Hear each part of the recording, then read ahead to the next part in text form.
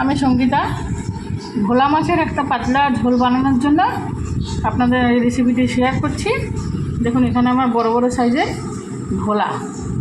ভোলা মাছ আমি এর মধ্যে কেটে নুন হলুদ মেখে রেখে দিয়েছি।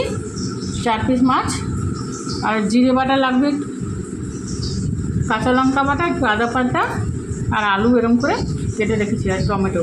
জিরে বাটা, এই আদা, কাঁচা লঙ্কা এতটা আমার লাগবে না, আমি পরিমাণটা দেখিয়ে দিচ্ছি কীভাবে আমি তৈরি করবো।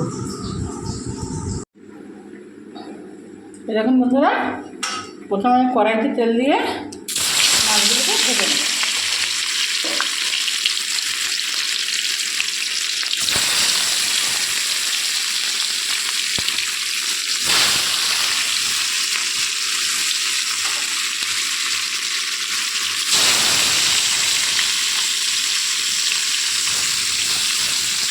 ভালো করে ভেজে নিয়ে ফিরে আসি।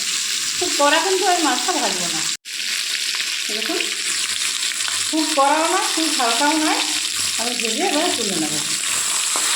তুলে নিয়ে ফিরে আসি।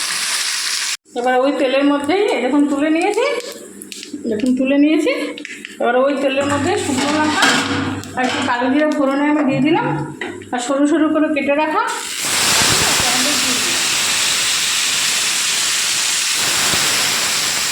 নুন হলুদ দিয়ে ভাজা করে নিলাম।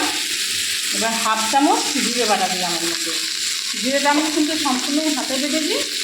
আর একটু আদা বাটা 1/2 চামচ, আর 1/2 চামচ কাঁচা লঙ্কা বাটা। এবার একটু কষিয়ে নিয়ে ফিরে আসি।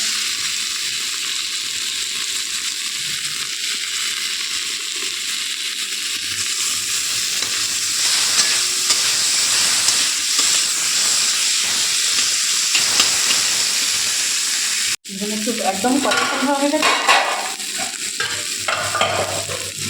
এবার আমি এর মধ্যে জলটা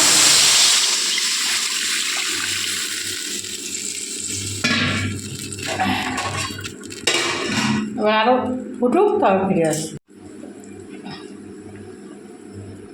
এবার ঝোলটা ফুটে উঠেছে।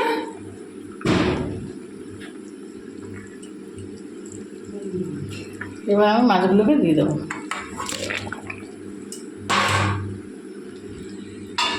এবার আমার ঘরে ধনে পাতা নেই, তো ধনে পাতা থাকতো না, এই ঝোলের স্বাদটাই আলাদা হতো।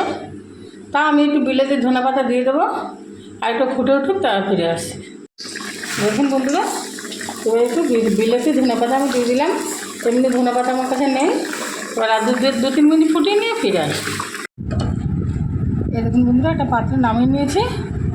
একদম ফাটাফাটি একটা রেসিপি, ঝোলটাই আপনার ভাত খাওয়া হয়ে যাবে। তবে মাছটা একটু টাটকা হতে হবে। ভিডিওটি ভালো লেগে থাকে লাইক, কমেন্ট, শেয়ার, সাবস্ক্রাইব করতে ভুলবেন না। ধন্যবাদ।